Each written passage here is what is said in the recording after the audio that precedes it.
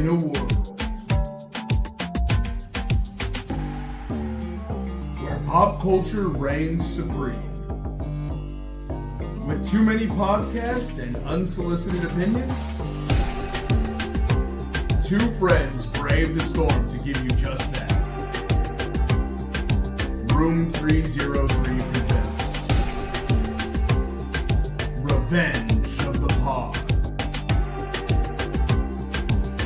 With your hosts,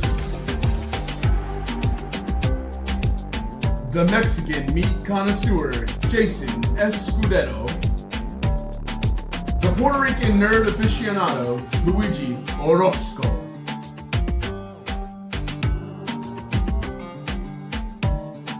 On with the show. Welcome. Y saludos, amigos. A nuestra presentación, Revenge of the Pod, presented by the Room 303 Network. We are a pop culture pod primarily focused on film and television. I'm your host, Luigi, as we mentioned, and my co-host. How you been, Jason? Doing great, man. Doing great. It's been a long time. I think the last time we spoke to the people out there was back in February, before Valentine's Day and all that stuff. Yeah, it's been a hot minute, and I'll tell you, it's been a busy time. Are you almost done with school? Actually, today was the last day for my students. For your students. Yeah, you still got to finish up some stuff, huh? How was it, man? How was the rest of the semester? I mean, Star Prep was pretty nerve-wracking. It was stressful, but I'll be honest, the district was doing a bit of a turnaround. They hired a lot of people. They put in changes to the curriculum, and they wanted scores to go up. And from what we're seeing in preliminary scores, the scores have gone up by a lot. So it's really good. Yeah, it's really good to see. These kids deserve it. You know what I mean? We serve underprivileged communities, so they deserve the best education, just like everybody else. And sometimes the schools in those communities aren't the best. Kids try their best. So I'm happy to see the scores. I'm happy to see that these kids are getting a lot more out of it, and hopefully we can continue the good work we were doing next year. Yeah, no, that's good, man. And it was like your first full year as a supervisor type shit, right? First year as an assistant principal, but I can't say full year because I did start at the end of October. I was a teacher up to that point. Oh, okay. Well, man, I'm glad. Seems like it's different, right? But seems like you liked it. Yeah, I do like it. I had to really learn a lot of things because it's not the same role at all. I mean, they're still teaching. Right. You're still focusing on education, right? But the job is just very different, and it requires, I don't know, it requires more, but teaching, it's weird because teaching takes more time, but the job I'm in requires more things to do. Right. Because teaching, you're like in the classroom for a set amount of time, no matter what, right? I'm not stuck in the classroom for a set amount of time, but I have a ton of things that I'm supposed to do. So that's kind of the trade-off, I guess. I'm enjoying it, though. I get to see a lot of different classrooms, a lot of teachers, a lot of students. I'm really getting to know the community as much as I possibly can. So it's good, man. I'm excited. How about you, man? How's things been with you? Dude, it was good. We just were recording on Thursday, May 29th. So we had just passed Memorial Day weekend. I heard you went to a wedding. Hope that went well. Yeah, my cousin Ryan. Shout out Ryan and Lynn Leary. That wedding was a good time. I'll tell you that. It was a good time. Yeah, I know. Well, we played some Halo earlier this week, and you and Joey were saying how you guys were dancing to some Kendrick Lamar, and people were going crazy. Yeah. Which the only reason I bring that up is because I went to the Kendrick concert here in Arizona. For those watching, show them the shirt. The shirt. Oh yeah, for those watching, guys, got the shirt here. I don't know if it's backwards. Is it showing backwards? No. Okay, well, it's saying "If This World Were Mine." Obviously, got the chain, got the the mullet going on. You know, some people say I look like the Wish version of the Mexican OT, which I'm totally fine with that. He's a badass rapper. Uh, dude, it was a blast, dude. My nephew came into town. My oldest nephew, 17, which is crazy because when I was 17, he was just being born, which is it's wild. And Full circle I got now. yeah, it's wild, dude. I bought him tickets. It was like his Christmas / birthday present for him. His mom was able to let him come, so he's a huge Kendrick fan. I don't know if I had a part in any of that, but it just made me really happy. Saying You he's don't not a know. big fan at all. You know what I'm saying? Like he might like Kendrick more than me. Actually, probably no. That's probably not true. Nobody likes Kendrick more. Dude, it was cool. It was like, I think it was like his first like big like stadium concert and stuff, dude. Like the crowd was absolutely insane. Like it was loud as fuck, dude. Like and like obviously there was some part we lost it when Euphoria came on. The song Like That, when that came on, TV off, went crazy, and of course Not Like Us, dude. Like it was amazing. Dude, even SZA, dude. Shout out to SZA, bro. Like there were so many fans for SZA too. You could just tell like some people will sit down for unfortunately, right? Some when SZA would come on, some people would sit down, but we stood the whole way. Got to support both those artists because we love SZA and her music, dude. Like it was just absolutely amazing, bro. Like DJ Mustard opened up to get the crowd hype, and they played Party in the USA, Miley Cyrus. So like it was kind of cool. Like so it got the girl crowd going, and like he played some other great songs. Dude, overall, it was an amazing time. He seemed like he had a blast. So that was honestly like I mean I knew I was gonna have a good time, but I just wanted to make sure that he had a great time, and he did, dude. He was singing along to everything. There was a kid next to him that probably around his age that he made friends with. Nice. So that was cool. You know, you always make friends with people like at concerts. You know, he's a social butterfly. He gets along with everybody, so he can make friends anywhere. But yeah, and it was nice having him over the 3-day weekend, dude. I was able to. I was supposed to have jury duty the next day, but I was able to get it rescheduled. So I didn't thank even God. know you could do that. Like Dude, what? Dude, I know. You, only you, dude. I sent him an email. Well, you get a letter in the mail and it says like, hey, if you need to reschedule or if you need to cancel for whatever reason, here's where you need to contact. So I was like, I don't know how nice they're gonna be, but like, hey, is there any way I can reschedule? And they're like, oh, do you want 60 or 90 days out? And I was like, oh, 60 days. So I do have to go to jury duty 60 days from now. So, which is okay. End of July, right? Yeah, probably around there, but I don't have anything planned for the most part. But yeah, dude, it was a great time. You know, every place that seems like that he's going to is selling out. You know, it's a lot of bots out there. You know what I'm saying? Just kidding. No, but yeah, dude, it was a good time, man. Anything else? Anything that you did this past 3 months that you want to let anybody know?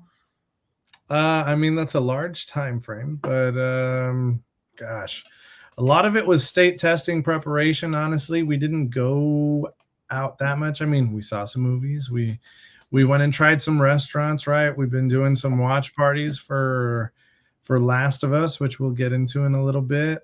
But while I was in, yeah, it was us and you met Rafael and Yelian. Yep. Yeah, some family of mine. So we hang out with them and a couple of friends of theirs that we've become friends with as well. So it's a lot of fun. It's a lot of fun. I'm really excited to talk about Last of Us just because I would, I mean, we've talked about it off pod, but like just getting your point of view since you played the game and then me not playing the game. So really want to talk about the comparisons, what you like, what you didn't like, as far as changes goes, because I really enjoyed it, but we can definitely kind of dive deeper into that. But before we do, obviously it's the summer, right? So we got a lot of stuff that's coming out that we just want to highlight, especially in June. We want to highlight mostly the stuff that's coming in June, which is and a few stuff that's coming out in July, just because we think it's kind of important. But there's maybe one thing that you might want to bring up as far as delay goes. Did you want to bring that up? Yeah, I mean, this is old news, but God, it still hurts me. It still hurts me. Spider-Verse is not coming to us until 2029. The finale of the trilogy of Into the Spider-Verse, Across the Spider-Verse, and now Beyond the Spider-Verse is not going to get finished till 2029. My understanding is the directors. It's God, the directors have dropped out, right? They due to creative differences. Am I correct, Jason? I think so, yeah. And then also like apparently like stressful work environment as well, like from the creators, right? Because they're getting like different artists that are right because they're creating different aspects of universes that require different creators, right? Mhm. And then the whole like thing that was going on with the main actors, like the main guy being like kind of a weirdo. Just a lot of that stuff. So a lot of PR, fixing PR and stuff like that. So I Slight don't know. update. I think it's Update. just a mixture of everything. Yeah, Yeah. slight update though. I apologize. Not 2029. I apologize. 2027.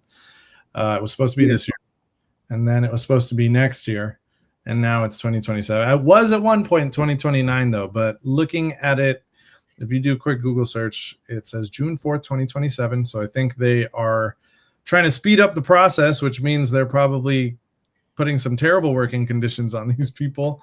Could affect That's not the funny. story too. So Yeah. we'll see, man. I'm hoping because honestly, Miller and Lord did a great job. They're the same guys that did, the Millers versus right. It's the Millers versus robots. What's that Netflix movie called? Did you ever see it? I don't think so. Millers versus the Machines. They did that one too, and it was a fantastic movie. And that movie was a lot of fun. And they did both the movies.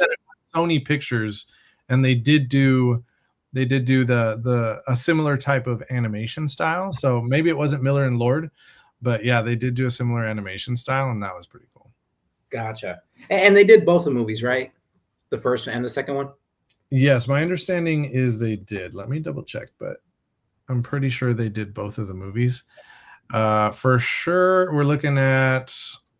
Well, from here it says, if I'm looking at here, the story was by Phil Lord, but he had others direct the first one. So other people directed it, but he did do the story, which means he probably had some producing in it. And then let's check across the Spider-Verse because they had their hands in this project a lot. They've had their hands in it quite a bit, and they are no longer involved in any way. And then again, several directors for the second one, but I think it was again Miller and Lord that did the story. Yeah, and probably executive producing. So I personally, I mean, I'll watch anything those guys make, but it is sad to see that they're not going to be on the last one. They're not going to be any part of it. I'm not sure what happened there, but I mean, we'll see going down the road. Hopefully it's a great film. Honestly, those are the best Spider-Man films out there. So I agree. I don't mess that up. But let's get into the trailers, man. What is coming out this summer? We got two things that are coming out in July, but we're that excited about them. And we want to talk about them now. What are those, Jay? So, you know what? I feel like they kind of missed on this one, but Fantastic Four coming out July 25th. I'm pretty excited on this one. Would have been nice if it came out July 4th, right? Because July 4th is on a Friday this year. Oh, yeah, they messed that up. That kind of would have been cool. I wonder what else is coming out July 4th. Hold on. Hold, please. Go ahead and tell them about it. Tell them a little more about Fantastic Four. Yeah, dude, the trailers came out, and dude, I'm pretty excited, dude. And I was never really a big fan of Fantastic Four. Like when the first movies came out, you know, with Chris Evans and stuff like that. I don't get me wrong, I did like those movies, but I was never like really like, oh, I gotta see that movie, right? And then I never saw the reboot. But it looks like it stays true to like everything, Saint Galactus and stuff like that. Yeah. Silver Surfer being a female. I know people were pretty pissed about that, but apparently there's a storyline in the comic where the Silver Surfer is a girl, right? So yeah, I mean, there's a storyline in the comics for pretty much so it could every be character to be flipped. Yeah. And obviously it has the boy Pedro Pascal, so we gotta. Honestly, it looks so true to the Fantastic Four. I'm pretty excited. Side note, before I ruin anything, have you Have you been keeping up with Marvel at all, Jason? No, dude, I haven't seen Those like none of the films. haven't seen Captain America, haven't seen Miss Marvels, haven't seen the Thunderbolts, haven't seen Daredevil. Not yet, but I plan on seeing that. Okay. All right. That one. So So. all right. Well, then I'll hold off on what I was gonna say. Okay. There is a. I'll say this. There is a connection somewhere.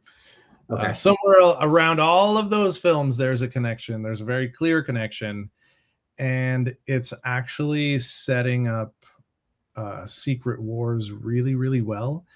And it looks like it's probably going to follow the Hickman Secret Wars rather than the cheesy 80s cash grab version, which is exciting because Jonathan Hickman's Secret Wars was, to me, it was one of the best comic reads I've had. I mean, I'm not a big comic reader, but it's one of the best comic reads I've had. It had so many crazy things that occurred. The story was solid. All the characters were super memorable, and the changes they made just made a lot of sense. So to see that, at least some of that play out in the Marvel Cinematic Universe is going to be pretty cool. Here's to hoping for Cosmic Ghost Rider. Here's to hoping for Cosmic Ghost Rider. That one will be fantastic. He came out of the Secret Wars, the Hickman Secret Wars. Would you like to see Nicolas Cage reprise that role? I would like to see. Not. It doesn't even have to be someone new. It is. I'm pretty sure it's the actor that plays Tommy in Last of Us. He played Ghost Rider in a TV series in the Agents of S.H.I.E.L.D. I'm pretty sure that was him, and I thought it was pretty cool. He played Robbie Reyes, and I thought he did a great job. Yeah, Gabriel Luna plays Robbie Reyes in Agents of S.H.I.E.L.D., and I'd kind of love to see that on the screen. That'd be great. Pretty cool. Yeah. Yeah, he did a great job. I thought it was really cool. Nicolas Cage, a little older now. Like, don't get me wrong, it doesn't mean he can't play the role, but I mean, he's significantly older. So it would be a little difficult for him to do some of the stuff that Ghost Rider can do. Yeah. I feel that. That makes sense. And one note on this, the only thing that fans would hate about it is it's Frank Castle is actually the Cosmic Ghost Rider, technically. Yeah. Are you cool with that? Yeah. So you'll never see his face. Sorry to my wife who's in love with John Bernthal. Yeah. But you'll never see his face. He'll just always be on fire. But yeah, pretty cool version. Just a side note there. You should definitely watch Daredevil. I mean, you should watch Cap because it was a fun watch. It wasn't bad. It wasn't great. What about Thunderbolts? Thunderbolts. I loved it. Honestly, I loved it. I wish more people had seen it because I think it's losing money right now. But I thought it was it was probably the strongest movie installment of the MCU in a while. Yeah, in a while. And they played it well. I mean, it was its own version of the Suicide Squad, right? So it did its own thing without. I mean, obviously it's still Marvel, so they played it a little safe in certain things, but you still get some pretty intense moments in that movie where you're like, oh my god. So I highly recommend it. Florence Pugh carries that movie on her shoulders and does a great job. Oh shit! Got a nice little a little cameo. Look at that. We got our own version of the MCU right there. Yeah, you guys from that. What's up, dude? I like the background too. Where you at? What up, boys? I'm in my bedroom. Oh, okay. Bedroom's very very pink bedroom. I'm able to like set the background. So if I move too quick, like you'll see me like blur into it. No. It's your bedroom. That's that's your bedroom. That's the background. Now I wanted to hop in and say welcome back, boys. It's been a hot minute. hot minute, honestly. Jermaine, while you're here, actually, did you get to see Thunderbolts? I saw the new Avengers.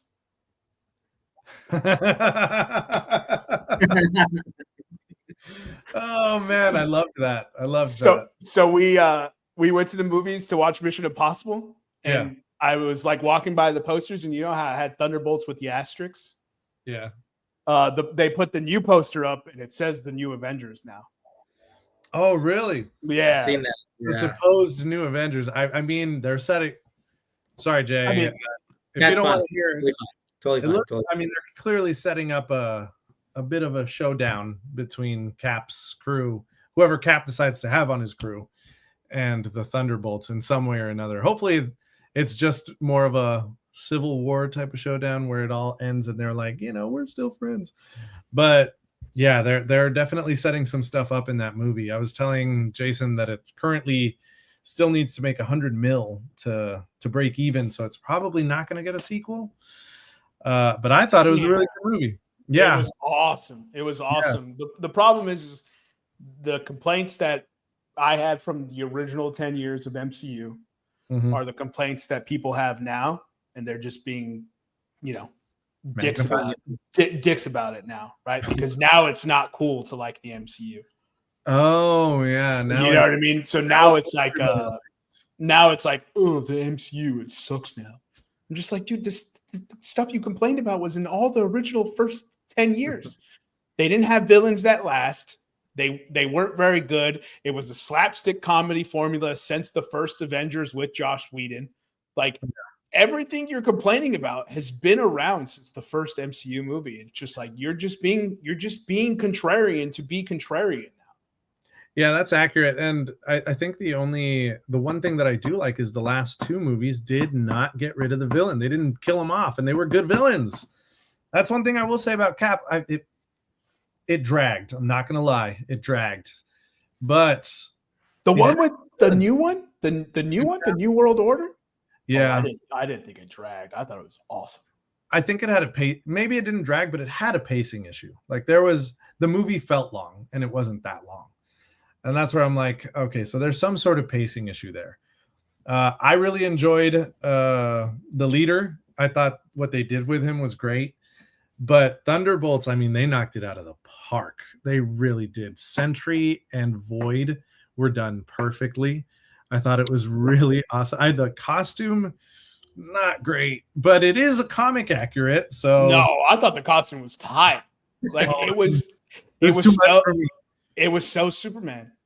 Yeah, it was. It was so Superman, and Sentry is literally just rip off of Superman. Yeah, no, that's accurate. Don't tell DC. They don't know yet. They don't know.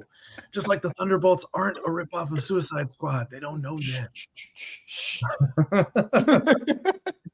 No, I thought Captain America wasn't long at all. I thought they did a great mystery, like the opening intro with the action, with the way he introduces himself into the thing with the delayed sonic boom was awesome. The way he fought with the wings and the shields and the combination and the use of Red Wing was awesome. His partner was awesome. The side story they had with the original Super Soldier was phenomenal. And the way they kept building the story, that and the leader, I thought were the highlight of the whole movie. And the way they kept building, like on the political climate, and that's exactly how it would be if Adamantium Island popped up. You know what I mean? That's exactly how politics would be, with aircraft carriers like waiting to engage, with just people perceiving this craziness. I thought it was perfect. And the slow build to the reveal of Harrison Ford, of General Thunderbolt, like his slow reveal, where the very first scene that you see him, he takes the pill, and then you see him take the pill. And as the leader slowly spirals him,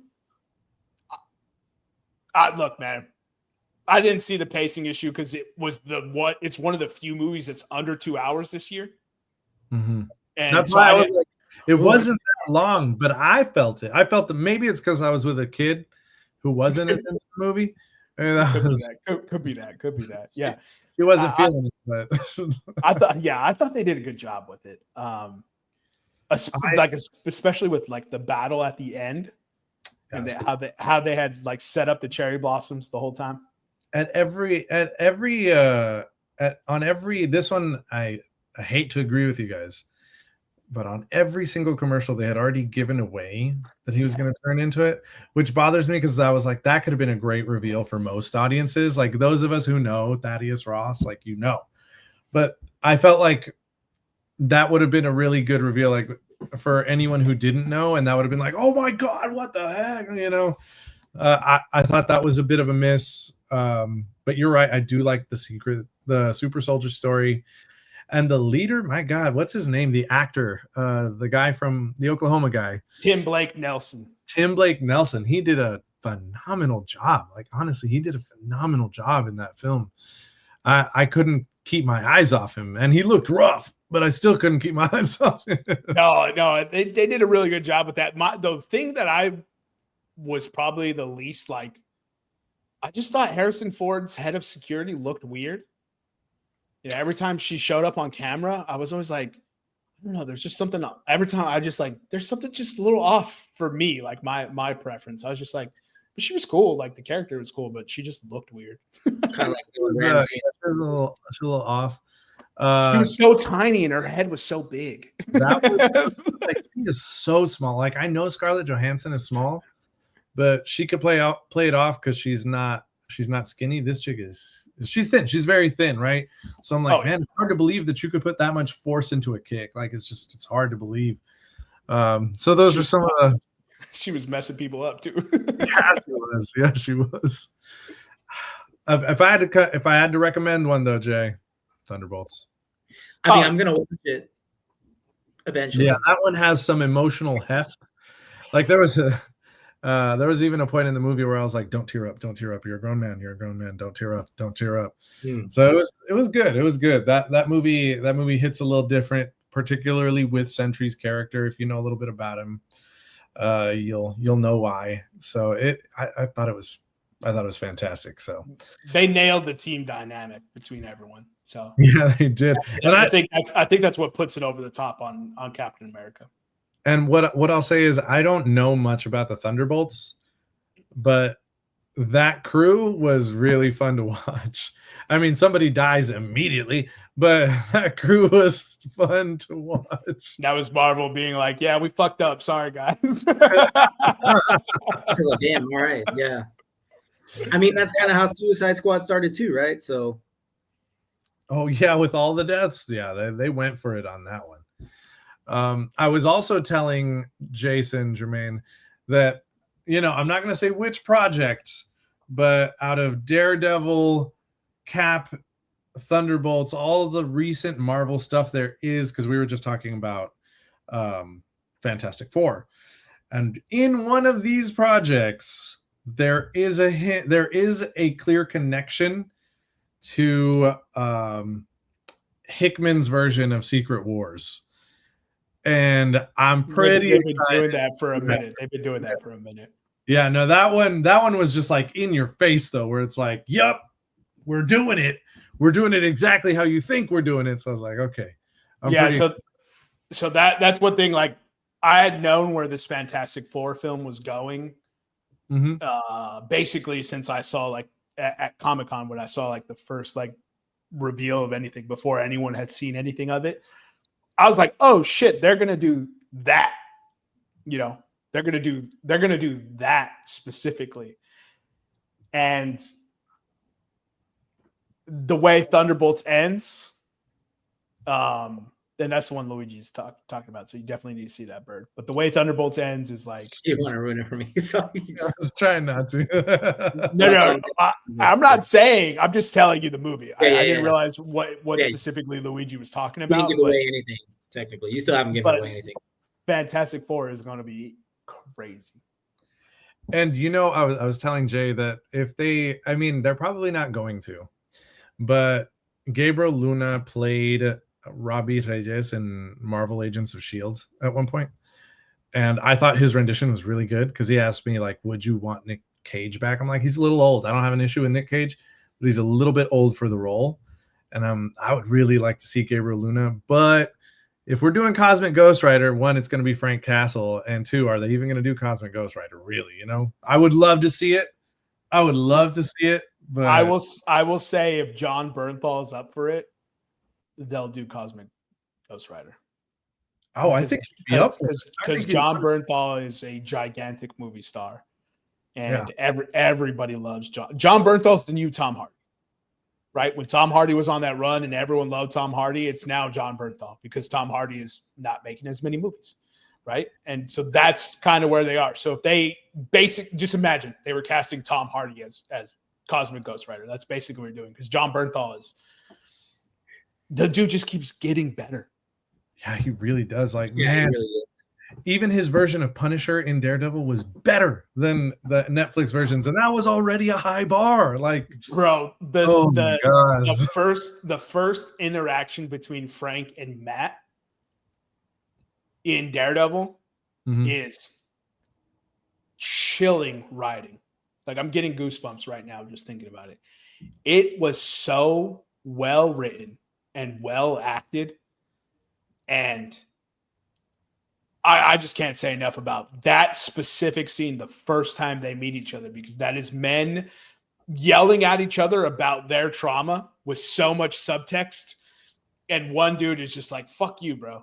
You're the one, you know what I mean? This is you. Bro. And I was like, he's all, don't put your stuff on me. It's you. Yeah. nah. And I was just like, sheesh. I was like, who wrote this? This is fire, bro. And dude, they did the Trial of the Century, which is one of my favorite storylines growing up. And they put such a spin on it that they ended the episode before the shenanigans happens. And I was like, that's not how this went down, right? Because I read the comics. Now, I don't want to watch exactly the comics. The twist they put on it was phenomenal. And they sowed the seed for yet another young hero. Yeah, they did. I'm hoping that they do something with her and she takes up. We're talking about that one, right? Yeah, I'm trying to be vague though, because Bird hasn't seen it. No, that one we're definitely watching. Sorry. Because I got to see House of Dragons. I'm just messing with you, bro. I'll say this though. One of the episodes, actually, I mean, it adds a little bit to the story. Don't get me wrong, it does. But the best episode is almost its own standalone episode. And it is the best episode of Daredevil that I have ever seen. Like, any of it. This is the best season.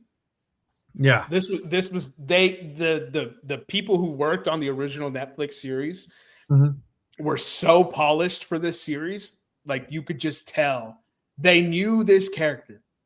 And that was like the spirit of it, right? Where in the first few seasons, they were like trying to figure it out. And then they hit like, boom, they hit that stretch. And it's like, oh, it's phenomenal.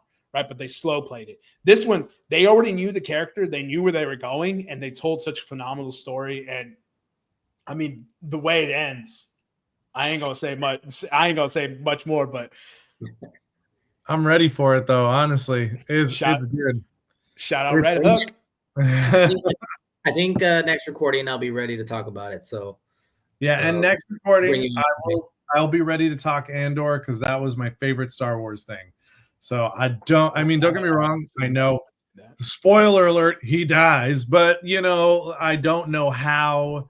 Well, I know how he gets to Rogue One, but I don't know how season 2 plays out, is what I'll say. So I'm excited. Bro, I cried like 3 times, dude.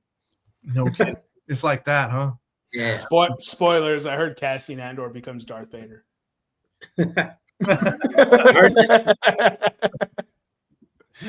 You know what? I heard something like that. I read the books. Confirmed. Confirmed. Confirmed. Pretty sure that's canon. Pretty sure it's canon. We call it HC out here, head canon. But yeah. But I'll let you guys get back to the rest of it. I just wanted to hop in and say welcome back. No, appreciate the insight, man. Thank you, sir. Appreciate you. It's crazy how you just came on to it and we were talking about Marvel, so it was perfect timing. Wow. Exactly. Serendipitous, my friends. Serendipitous. Yep. All right, brother. Have a good recording, boys. Peace out, mate. All right. That being said, since we definitely went hardcore into Fantastic Four and more, what else do we have, Jay? I know. Back to our trailers. Yeah, very cool trailers. Another one that came out that's coming out in July that I'm really excited for. I just want to highlight it. Again, it comes out July 18th. I Know What You Did Last Summer, dude. A reboot. Did you watch? Don't shoot me here. Don't shoot me. I have never seen I Know What You Did Last Summer. What? Obviously, they did something last summer. What? Yeah, what what did you do that summer, about? Luigi? Yeah, well, so the premise of the first ones that came out in the 90s, and I think why I love this movie so much because I had a huge crush on Jennifer Love Hewitt. Okay. The hugest crush, bro. And well, Freddie Prinze Jr. is in it as well.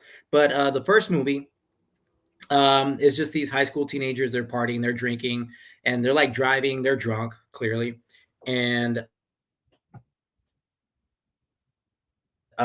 they accidentally run over a dude, and they think he's dead. So obviously they're freaking out. They're young teenagers. They're about to graduate high school. So they toss his body like over like somewhere to hide the body, pretty much. So and like we can't speak of this, blah blah blah. Turns out, dude's not dead. And he comes out. He comes after all of them. But like he turns out he's like a serial killer, I guess. What? And like I Know What You Did Last Summer, pretty much, right? Like fucking stalking them and like murdering them one by one. So that's what that story's about. Dude, I want to see this movie. Do you root for the serial killer then? No, you don't. No. Oh, no. I don't know why, but like, I mean, it's not like Dexter serial killer. What? No, yeah, because it follows the teenage kids and like they're like, because some of them like don't want to do that. Some of them want to call the police and help them, and the other ones are like, no, we gotta hide this. So some of them clearly like, I don't know if you deserve to kill them. Like you could have just gone to the cops and be like, yo, this was a hit and run type shit. But like, no, this guy decided to take it into his own hands. He said, I'm doing this. Yeah. And then the sequel is like, I Still Know What You Did Last Summer. And turns out that guy wasn't dead again. Man, they don't know how to kill somebody. They should feel fine with themselves then. At least they have a secret to hide, you know? Yeah, it's cool. I mean, they're doing a reboot. I'm not sure if it's gonna be good or not. Like, to be honest, like the movie, it's a horror teenage slasher film, right? It's like the screams, you know, like they're not good, but we enjoy them, you know? Well, you know, which it sounds like it probably has a little bit of humor in it, just like Scream. No? Some. So like corny humor, like it's not even supposed to be funny, but they do it anyway. Yeah, I guess so. I mean, like it's funny now because you know, the Scary Movie made fun of it a lot. You know, like there's a scene where Jennifer Love Hewitt's like, "What are you waiting for? What are you waiting for?" But like, all I can think of now is the Scream movie and like the guy's like wanting to commit suicide. Like, what am I waiting for? It's like, fuck you, and he commits suicide, right? Yeah, so it's just stuff like that. Like I don't know, like I wouldn't say there's funny moments, but it's just definitely like one of those like when you grow up as a teen and you're just like, oh, you love these actors. I forget his name, but the actor that played Scooby in the live action, Shaggy, the live action, he's in it too. Oh my God, what is his name? He's a great actor, dude. He has a good range, actually. Like when you start like looking at his work, you're like, damn, he has range. Yeah, and you know he still voiced Shaggy for like years. He just yeah, the cartoons and stuff like he genuinely likes Shaggy from Scooby. So yeah, dude, I think everyone loves him as Shaggy. So like you're like, yeah, well, he gets a lot of love from that. But yeah, man, like it's a reboot. I'm kind of just excited to see it because Freddie Prinze Jr. and Jennifer Love Hewitt are gonna maybe reprise their roles. I'm not sure how it's gonna work out, but obviously it's gonna be new teen characters, so I'm not sure how they tie into this. Mm-hmm. I don't know. It just I'm excited just to watch it. I think it's gonna be terrible, but I still want to watch it for some reason. You know what I mean? It's a nostalgia thing. Like they're definitely coming after the millennial kids. Like we're all like, oh, let's watch that for people that grew up with it, right? So, and I'll have to watch it myself. I should watch the original first, but dude, you should. You're gonna tell you're probably gonna give it like a 5 or a 4 rating. You know, in between there. Would you consider me a hard rater like that, man? No, but like it's not a good movie.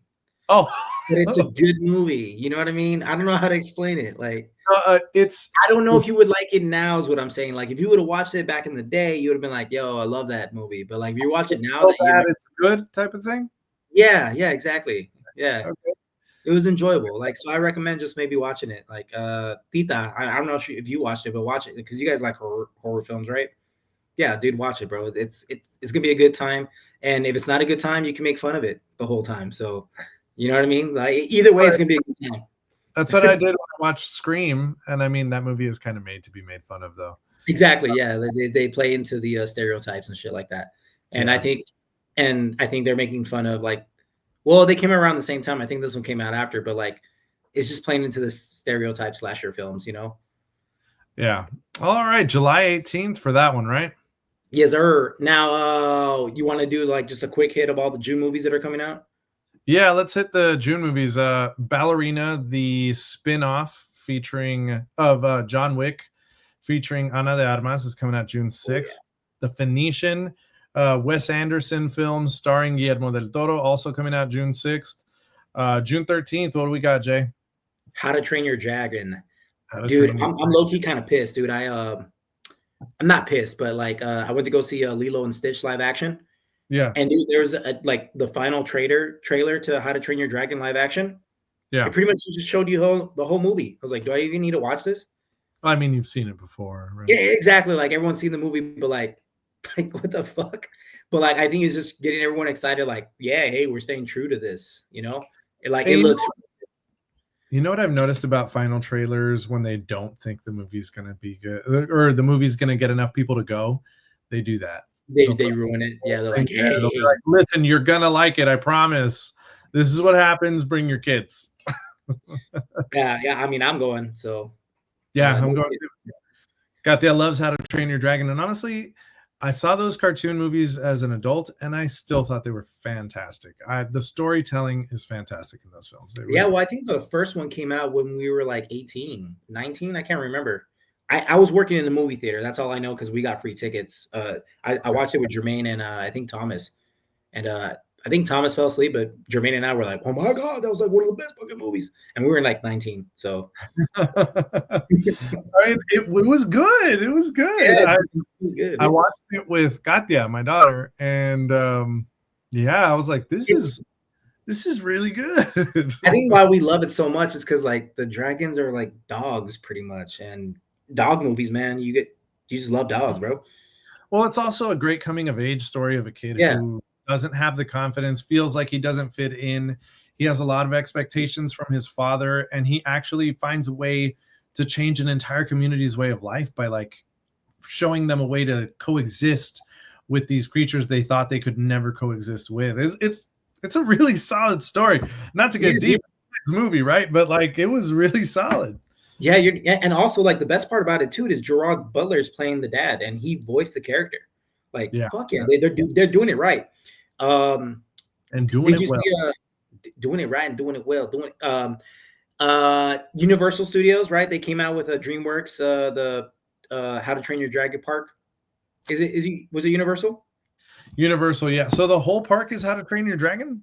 Like not the whole park, but like there's a section, right? Like they have like just like how Disneyland has a Star Wars section. They have like a section for How to Train Your Dragon.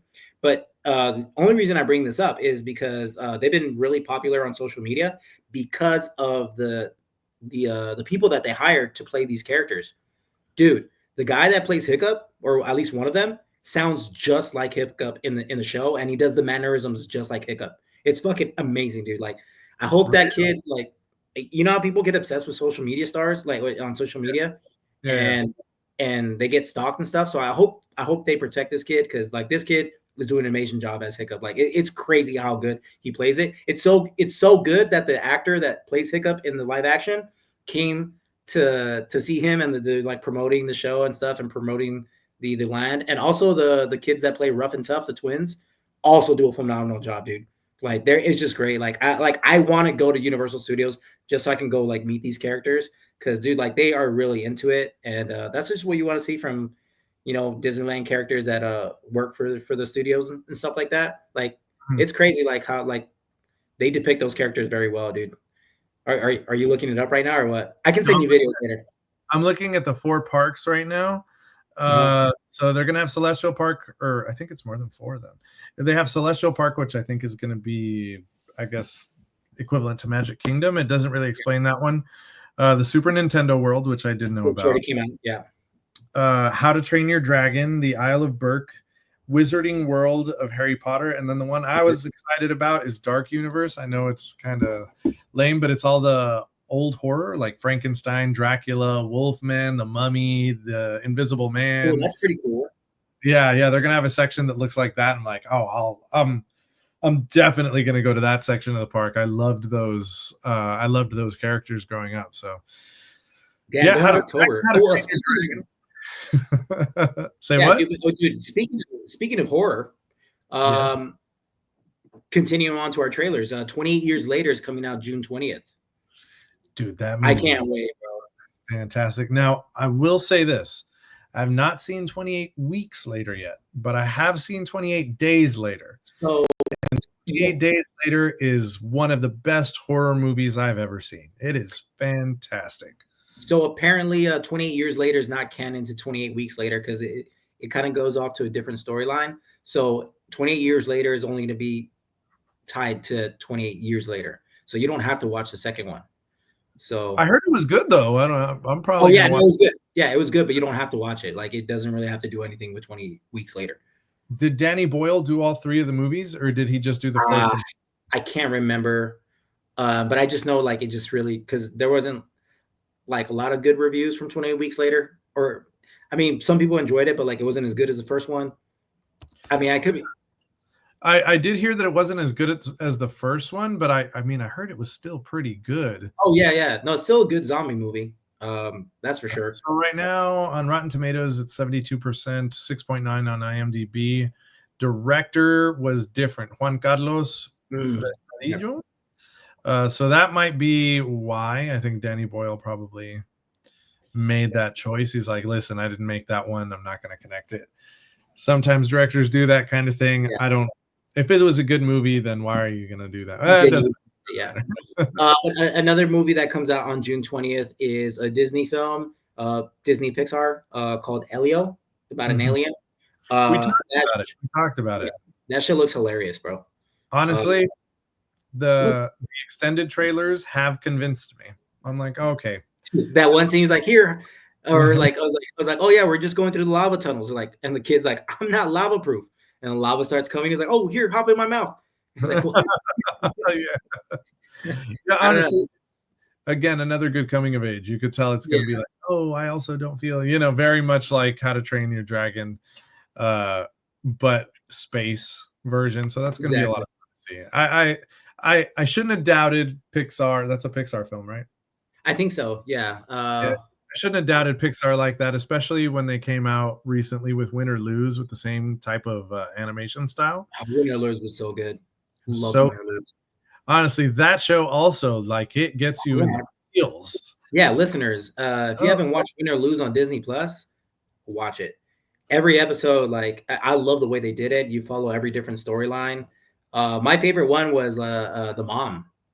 Yeah, honestly, because I hated her. Like she's annoying. Yeah, and then then you find out like her story and like why she does. Like, dude, that like depicts life in general. Like, you don't know what someone else is going through. Yeah, I think the purpose of it was kind of a lesson in empathy and like perspective. Because like it really showed kids like, okay, you may think you know somebody, but you don't really know. Really don't. Yeah, dude, it was beautiful, man. Oh, I loved it. I loved it so much. Yeah, great. Elio looks like it's in the same vein, to be honest. Yeah, and that's why I was like, "Ooh, I'm excited," because it really feels like that. And then the last one, another movie that we're excited for June. There's others, but we just want to highlight some of these. F1. Yeah, I mean, 27th. My understanding is that they used actual F1 cars. They had to train Brad Pitt like to actually drive one of those things. So that in itself is pretty cool. Very Tom Cruise of him. So definitely excited to see that. I think F1 is awesome. So I would definitely go and catch that film myself. Hell yeah! Oh, Javier Bardem's in it too. Mm-hmm. Yes, he is. Yeah, it's good. Yeah, I can't remember, but did you ever watch Snowfall? No, I haven't. I heard good things, but I have not watched it. Yeah, but the main actor, he's in it too, and phenomenal actor, by the way. I forget his name, but look up Snowfall if you guys haven't. It's a really good show. It's about Oh, Correct. is it which one is it? Damson Idris? I think so. Yeah. Yeah. I think that's him. And then for the female listeners, Simone Ashley comes out in it as well. She is in seasons 2 and 3 of Bridgerton. She is the one that marries oh my god, she marries the Viscount. So you'll recognize that character. We've got obviously Brad Pitt, as you mentioned. Have you heard about them? Those are the only ones that I recognize. Anyone else that you recognize in this cast? There are a few smaller name actors there for sure. Yeah, that's all I can think of. Like, there's some names that Karen Condon and Tobias something, but yeah, they look familiar, but I can't really like, you know what I'm saying? Yeah. But yeah, I'm definitely excited to see it. June 27th, so end of this month. That'll be a fun one to watch. This is also one of our friends' birthday months. Cole, early shout out to you. I'm sure you're gonna have a good 35th. But let's move on. Let's get into TV land. Jason, as you know, I have not watched Andor, so I'm going to let you take over on letting the listeners know how Andor ended. It just recently finished up. I hear it's pretty emotional. Pretty fucking amazing too. Yeah, I won't go too crazy into it because maybe we can talk about it later in our top shows, movies that we have seen so far. But I do just want to highlight some things. Dude, it was amazing. Kind of like Andor season 1, it builds up to the story.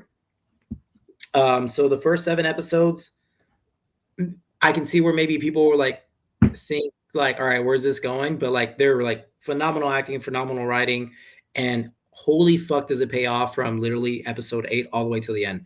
And I'm not the only one that feels that way, because apparently those last 5 episodes on IMDb were the rated were 9.5 or higher on IMDb for those shows, 8 through 12, and for a very good reason, dude. Like every fucking episode from after that, like, is just like holy shit. I felt like I cried like 3 times. What's really cool too, like all the Rogue One fans that we immediately watched Rogue One right after the way it ended for episode 12, because that was a season finale. You find a lot of more stuff about Cassian Andor, and like again, it just kind of brings back into like the political world aspect of everything, of how fucked up shit can be, and propaganda and all that shit. Like it's just, dude, it's very well written, and like why these characters do what they do. There's some sad endings to some characters, but you get more storylines. We get to see K2SO and like how he became to be, which is fucking awesome. K2SO is like, one of our favorite droids on film screen. Awesome droid. That droid is so cool. Yeah, dude, it's crazy. You ended up watching Rebels, right? The cartoon series? Yes. Yeah. So there's an episode where you get a part of Mon Mothma's speech, of how she becomes Mon Mothma and like the leader of the rebels, and how she fucking separates from the Senate. You get the full speech in this episode, in this season, and like how she broke from it, which is crazy. And like it was very deep, also made you very emotional. You get nice closer endings to like characters that like, how come these characters aren't in Rogue One? You get to see why they're not, which is absolutely amazing. Yeah, dude, like it's just well written, and the way it goes into Rogue One is just absolutely amazing, dude. There's like no faults to the show at all. Maybe some pacing issues in episodes 1 through 7, but that's about it. Other than that, the storyline, it just doesn't feel like Star Wars. It's crazy. Like I know we talked about that in one. It just continues. Yeah, the thing about it is that obviously I've only seen season 1, but when I watched season 1, what I noticed was it didn't feel like Star Wars because, one, it took you to the ground level. Like, because all of Star Wars plays out with like the biggest characters in the stories, right? Right, As exactly. most stories do. this doesn't. These are the people that would be regular folks in the Empire, right? They'd be regular people. And that's what makes it so interesting, because you wonder, how does this play out for the person who doesn't have all the resources on hand, who doesn't have a fleet of people backing them up? And this is that story. And it plays out so well with realistic consequences that you're blown away by it. You're like, oh wow, this is, I mean, you may disagree, and I'm gonna say some crazy stuff to Star Wars fans, but it's almost like this is what Star Wars is supposed to be. Yes. Like, No, you're not wrong, dude. And you get to see like the struggle of the people that, like you said, aren't the main characters. Like they make sacrifices themselves too. Like starting a rebellion, like it's not going to be pretty. Like a lot of people are making sacrifices that don't make it, but like they made a significant impact overall. Yeah, it has that Nick Fury feel of like, I'm not always gonna do what is morally right. I'm gonna do what we need to do to win. Exactly. Because I know that show has a lot of those moments, and that's like an anti-Star Wars thing. They're so black and white about this is good, this is bad. This really plays into the gray area. It really does. But okay, I can't say too much more because I don't know. But no, and that's all I really have, man. Like I guarantee, watch it, dude. Trust me, you won't be disappointed. The way they released them too was like 3 episodes one week, 3 episodes the next week, and I do recommend that you at least try to knock out as much as you can in one sitting. But other than that, I do kind of just want to quickly move on to something else. Squid Games. I finished watching season 2 of it. Only reason I want to highlight this is because the final season 3, is coming out June 27th. I enjoyed season 2. I don't know what your thoughts were about it. Did you enjoy it? Do you have anything? The way it ended was kind of crazy too, like a huge cliffhanger. You know what I mean? I thought it was really, really interesting. They played it very well, and you know, in a much shorter period of time, you get attached to a lot of characters, which was nice to see, especially because you have a character that you followed from the first season who knows what's happening, and you can definitely tell that he got some coaching. He got an acting coach for sure. There's a significant for sure rise in his acting abilities. So seeing that play out really well was cool. I thought all of the new characters that they introduced, I loved all of them. Like I genuinely, I mean, all the ones that you're supposed to like, I liked, obviously. Thanos, from the first moment I saw him, I was like, oh, this guy's gonna be a douche, and he is a douche, bro. And that's crazy, like what happened to him too, like toward the end. Yeah, like I didn't expect that. Yeah, honestly, I mean, that's what the great thing about that show is, that it really surprises you. And the main character, as well as pretty much the main villain, even though there are bigger villains behind him, their interactions are just fantastic. I'm like, they eat up the screen together, and it's really great to watch. Particularly the villain, he's very good at that. He's a very good actor. Oh yeah. I thought the games were cool. I don't know a lot of these games, right? Like I didn't grow up with a bunch of those. I mean, Tops, I knew Tops. Everybody knows Tops. Yeah. But some of the other games, I was like, oh, I've never heard of these before. So it was cool to see all of that. And season 3, I'm excited to see it this month. I mean, June 27th, right? June so 27th, right around the corner, about a month away. So I'm excited to see that. But yeah, we're gonna move on, just because we've got a few more things to go over, and we are cutting close on our time. So let's move to your recent watch. You just live action remake of a childhood favorite. And I'll say this, before you start, I'll say this movie was gonna make money, because Stitch, I mean, Disney knows how to make these kinds of characters, right? Stitch is one of those, and I remember reading this, and I was like, yeah, that's accurate. He's one of those universal characters, right? That becomes like a Walmart pajama. And when you say that, you know what I mean. Like, Walmart only seeks out trademarks for pajamas of characters that are always going to sell. And he is one of those characters. So they knew people were going to come out to see it. Now, what product did they give us, Jason? Yeah, dude, you know, it's funny that you say that because the day I went to go see it, I took my nephew. He came to town again to go see the Kendrick concert, but he was here for like 4 days. So I told him, like, I want to watch Lilo and Stitch, man. You cool with that? And he's like, yeah. But before we did that, we went to the mall to get some clothes. He wanted to go shopping. We're checking out, right? And it's a young girl. We're at Hollister, and we're buying a shirt, and then she's like, oh, like. She's like, wait, what do you got? Do you have anything fun planned tonight? I was like, oh, we're just chilling. He's in town. We're thinking about going to the movie. She's like, oh, what movie? He's like, Lilo and Stitch. She's like, oh my God. Like, I love Lilo and Stitch. This girl's like 17. I don't know how old she is, bro. But like, she started like fucking geeking out. Like, I love Stitch so much, blah, blah, blah. Like, she just kept going off. Like, I'm going to go see it this weekend too. Like, I'm so jealous that you guys going tonight. And then we're like, yeah, no. He's like cool, like, and we're trying to be nice, right? And she's like, oh, here, let me show you something. And she gets her like her flask, right? Like everyone has flasks these days. And it was all Stitch themed. So like she was like, yeah, I went to Disneyland too, had the ears and all that stuff. So it's funny that you say that like he's a marketable character.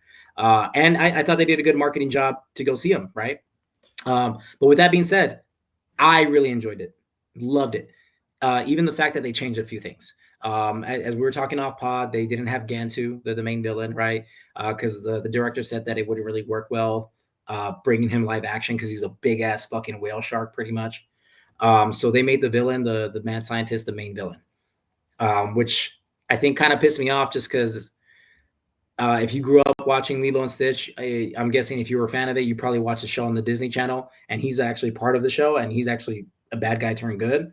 So I think that's what people were a little bit pissed off about. And then also, Nani doesn't end up with Lilo. She ends up giving her away. Yeah. So people were pretty pissed about that. But in this movie, so spoilers, guys. Sorry, I definitely ruined that for y'all. But in the movie, it makes sense why she gave her away. And who the kid went to, and it's like don't tell me that part. Don't tell me that part. It makes sense. Like I would have been pissed if it wasn't for the way they did it, which I was happy with. Like, this makes sense. It makes a lot of sense. But people are pissed because like Ohana means family, and family means you never give up on your family, which technically like she gave up on her family, and that's not the case from the movie. Not technically, but yeah. I mean, dude, that hurt my heart a little bit to hear that. I'm like, what? Yeah. But still, dude, like there was moments where I teared up. Jamie cried. Even my nephew teared up a little bit. He hates to admit it, but like I looked and like he was wiping off a tear. Like I saw him cry. So he's like, no, I wasn't crying. I was like, dude, it's okay, bro. Like I was tearing up too. Like it was good. There's some cheesy parts. There's like some acting parts that are like, oh, that's kind of corny. Like literally, right. There's a moment where Joel and I looked at each other like that was kind of whack. That was kind of funny, right? Like that was terrible, but it was funny. But not the little girl. The little girl that played Lilo did the character justice. Like, because Lilo in the movie, right, in the cartoon movie, she's a weird kid, right? And she plays that weird kid perfectly in the movie. So kudos to her, man. And kudos to Stitch too. Like there's some stuff that I wish I could have seen more, like just Stitch being like a little bit crazier. I mean, you still see it, but like yeah, for the most part, they changed a few things, but like I was really happy with it. One thing that they also cut was the ugly duckling scene, him in the book and stuff like that. Like a little bit of character growth for Lilo, for Stitch. That was kind of disappointing, but like it still kind of worked in a sense. I kind of wish that Quigley and the mad scientist, instead of like using like a hologram to make them look like humans, I wish they would have cross-dressed like in the movie, in the show, in the cartoon movie. That would have been cool. But they didn't. I can see why, because people like they're not going to believe that it's a human being. So a lot of changes, but dude, overall, like I enjoyed it. I loved it. For a live action movie, I think for opening weekend, I think it was over 340 million, which is a huge success. It's gonna make It's- money. Yeah, it's the second highest in 2025 for movies opening weekend, and I think it's the third highest for Disney movie live action behind Lion King and Beauty and the Beast. So it's the third highest. That's Snow White. That's not- so No, dude, it barely beat Snow White. But yeah, who knows, dude? With the success of that, maybe Disney's gonna be like, because they put a pause on everything, right? So with the success of it, maybe they'll do it again. Did you know that they re-released Snow White to try to get it to make more money, and it lost more money? Jesus Christ, dude! I'm not gonna go see that. Like, it looks terrible, and from what I've heard, it sounds like it's not good. This is good. Oh, I'm gonna watch it on Disney Plus 100%. When it comes out on Disney Plus, I'm like, let's see, and then I'll let you know what's going on. I'll probably put it on to sleep or something, but I don't know, man. That might No, be. I want to see what this transformer of a movie looks like. So Yeah, I feel that. But yeah, man, I highly recommend watching Lilo and Stitch. It was fun, dude. Like, yeah, I understand why some people are pissed, but like, honestly, it was good. Like, I don't know. Yeah, people were just being pissed just to be pissed. Just a few changes, right? To just like people are pissed from some changes from The Last of Us, which is our final topic that we're going to talk about, right? So, nice little segue. Do you want to go into that? Yeah, Last of Us season 2. I mean, we haven't talked since the show started. So, season 2 overall, it follows Ellie and Joel as they made it back to Jackson after the events that occurred in Salt Lake City. And as the season plays out, well, one, we see the devastating death of Joel. Say what? Daddy? Yeah, the internet's daddy. It was rough to watch in the show, and they did do some differences. Dina wasn't in it in the original. It was just Ellie and Tommy. Tommy was supposed to be there. He was not there. They actually shot his leg. They shoot. No, I'm sorry. They pistol whipped him, and they shoot Tommy's leg later. But yeah, it was already. It's in the theater. So at this point, we find out earlier on than in the game that Abby's out for revenge. Like, they let you know pretty early on, and I think this is a tactic that they're using to try to make Abby a more likable character because of the absolute ferocity of anger that there was when the game came out. I heard that she got like threats and stuff. It was bad. It was bad. Like the love, I think they didn't realize the amount of love that people had for Joel's character, and to not give context for Abby at all is pretty rough because people are still not going to like her even with the context. So without it, I think it would be hard for a general audience to just latch on to Abby's character, because next season, if it plays out the way the game plays out, you are going to be following Abby pretty much all the way through until the end.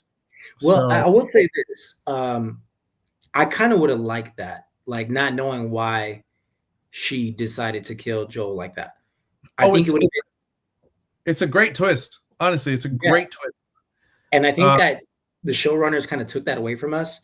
Like, yes, we would have been pissed, and I understand why they do it, but like that would have been such a better like reveal later down the road. We're like, why the fuck did she kill Joel? Like, that would have been so much better. Yeah, personally. When you play through the game, you assume that it's a firefly, right? And I mean, technically it's a firefly, but it's more than just a firefly. Like, that was her dad. Her dad was the surgeon. Her dad was the man who supposedly could have saved the world. Now, mind you, I had a great conversation with my brother, shout out to Angel, about it. And he's like, in the medical world, that is not how you get a vaccine. Like, you don't know how that works. So even if they had killed her, he was like, even if they had killed her and taken all of that, like a sample like that would not have been enough, and that's not how you make vaccines. So that doesn't really work out that way. And I was like, really? Okay, well, fair enough. But that aside, Abby reveals, right? She reveals why, and then you play out through the show Ellie trying to get to her, and a lot of it plays out very similarly to the game. There are some points in which you can see major differences, and this is where I'll jump to certain parts of the show. For example, let's jump straight to the finale. There are some differences in the finale, which I liked. I liked the differences that they added in, because Jesse is a likable character in the game. I love Jesse. He's one of my favorite characters in the game, and I think in the second game he probably is my favorite character. Well, him and Ellie. I mean, I do love Ellie in the games. Yeah. Not as much in the show. Not gonna lie, not as much in the show. But in the show, they really make you like Jesse, which is, I mean, the most foreshadowing you've ever seen. If you know the way shows play out, like you didn't have to play the game to know he was gonna die. I'll tell you what, Jamie did not see that coming. Really? With I all the time actually you talk about being a good person and doing the right thing and being the one who's going to lead the group. trust me, her reaction literally when that shit happened, she was like, "Oh, what the fuck?" Like it was, she did not see that coming, dude. Sorry for the cursing. Sorry for being really loud, but yeah, dude, that was I accidentally got that ruined for myself because I was watching a streamer on TikTok playing the game and I saw that scene and I was pissed. I was like, "Damn it!" He dies the exact same way. Like the theater, most of the way they play out the theater is very much the same. I think they play more in the show. They play more into Ellie and Dina's relationship a bit, as compared to the game. But I mean, they do still love each other in the game just as much. It's just they don't focus on it as much because you're focused on killing stuff. Can I ask you something? Yeah, go ahead. What'd you think about the scene where she shoots Owen and hits Mel on the neck with a bullet? Kind of, I think I like that better than the scene from the game. I do too, yeah. Because it shows that, like she reveals that she's pregnant, like, please save the baby, and she's trying to, but like then she's like realized like, what am I gonna do with this newborn baby? Like I can't. Well, she also realizes she doesn't know what she's talking about. She's like, I don't know how to take this baby out safely. Yeah. Like, and she's losing it. Huh? Yeah, dude, it kind of just shows too, like, what am I doing, dude? Dina's pregnant too. Like, it just kind of ties into that, like. You'd think. I think. Fuck. Oh, damn.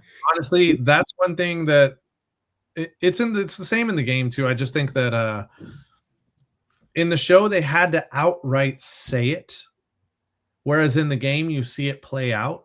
It's more nuanced in the game personally, which is why I like Ellie a lot more than in the game than I do in the show.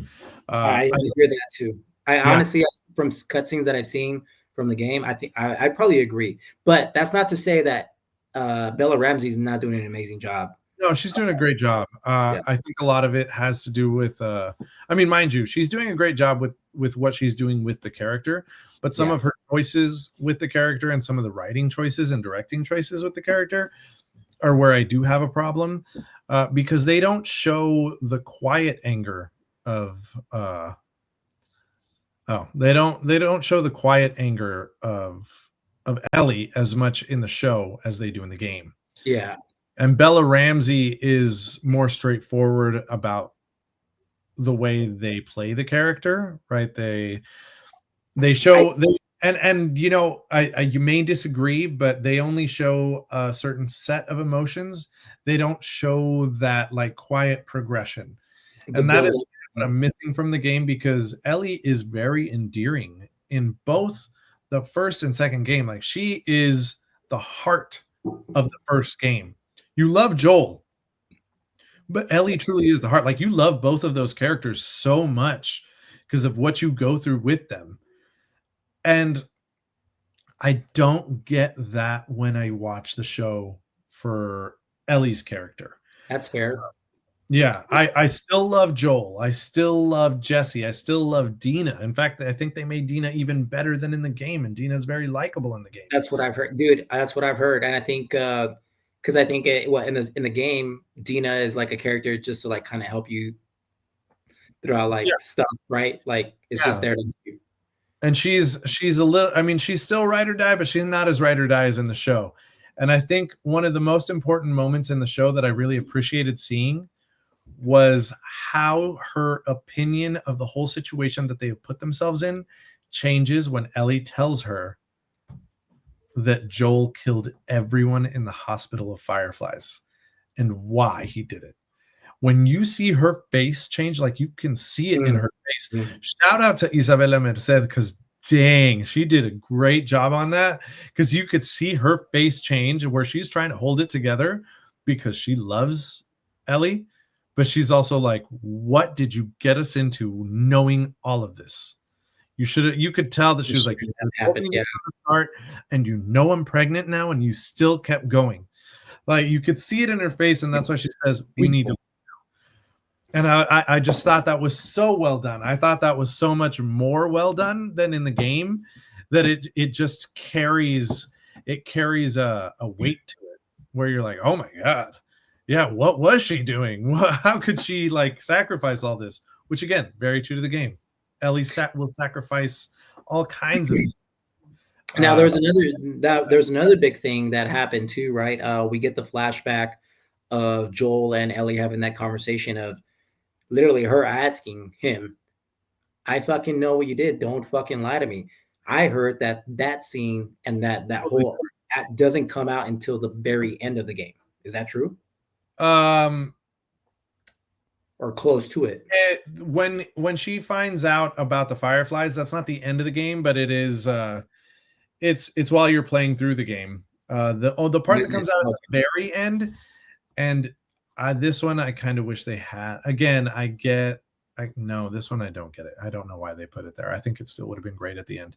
At the very end of the entire game, you know the scene where her and Joel are talking on his doorstep?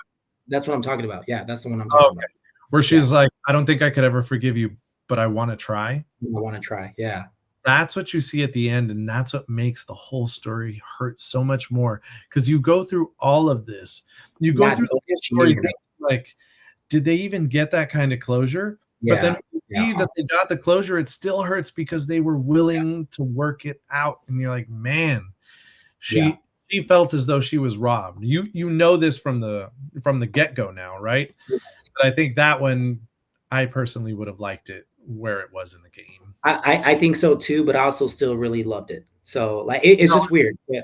Like I feel like I didn't understand why they did that. Just because everyone there was a drop off. There was a huge drop off after like episode 2, after Joel died. The viewership went drastically down. I don't know if you saw that. It came out like the statistics came out like earlier this week. But yeah, it was a huge drop off, like a 30% viewership, or even more than that, I think. And that's where that's why I know they made some of these choices. I get why they made some of these choices. Yeah. Imagine the drop off you're going to see in season 3 when they know that it's Abby that you're starting with. That's why I'm like, they have to give her something to work with, because people aren't going to watch. It's not like a game where you have committed to buying this game. You've already spent the money to buy it and play it. Well, I even heard that some people stopped playing the game when that happened. Say what? I heard some people stop playing the game when that happened too. I mean, I'm sure they did, but come on, most of them finished. Yeah. I know for a fact. I know people who literally said that they killed themselves so many times on purpose while playing as Abby because they just were like, I hate her. Death. Oh, what's that? You're falling off a cliff again? Oh no. Oh, all right. You know, I mean, obviously, right? Doesn't need to be said, but what I will say is, some people may disagree with me on this because they still hate Abby no matter what. But when you go through Abby's full story, by the end of it, I personally was like, I understand. Like, yeah, I mean, you where you're coming from, Abby. Like you're not a black and white character. There's a lot of complexity to Abby, and I think she does deserve a shot. It's just the amount of love that people had for Joel and Ellie. It's hard. You're never gonna like her the way you like Ellie. Think about it, bro.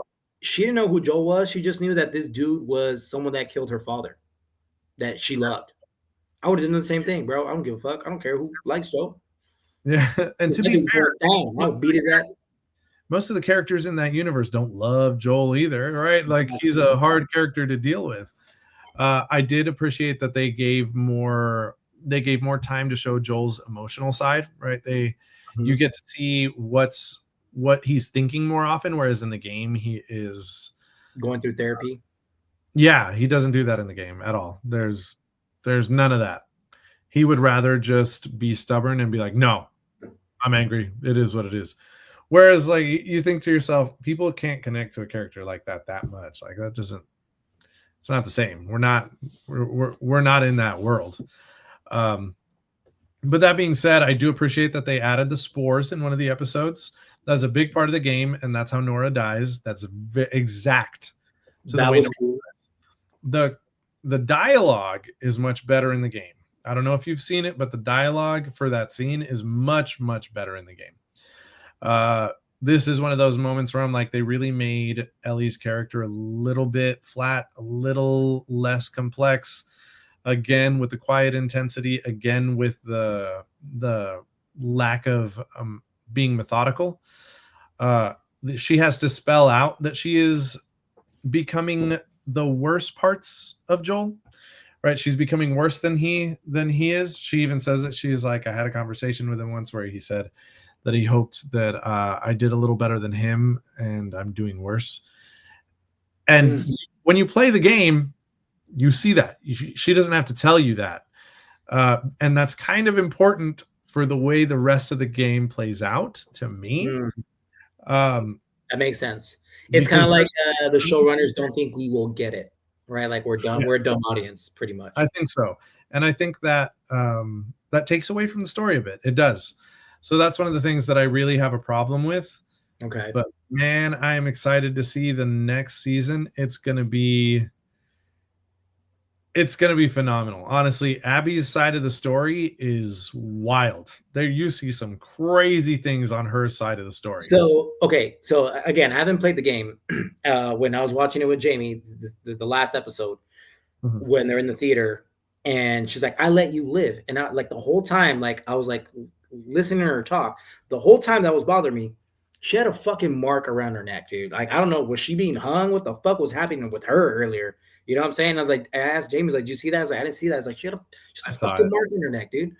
So I'm guessing like some crazy shit happened with her earlier too. Do you want, I'm not going to tell you details, but do you want to know if the mark is from hanging or not? Yeah. Yes. It is. And okay. It is a key moment in her story, actually.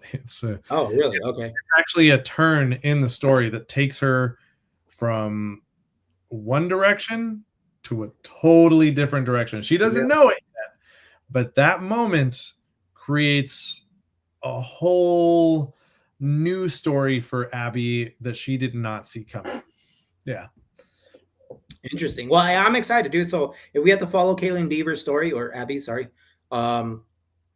yeah, I'm about it, dude. I'm very interested in her storyline and the way they did it day one. I know people are pissed, but again, I think that's very interesting. And like, okay, it makes sense why they can split this into 2 seasons.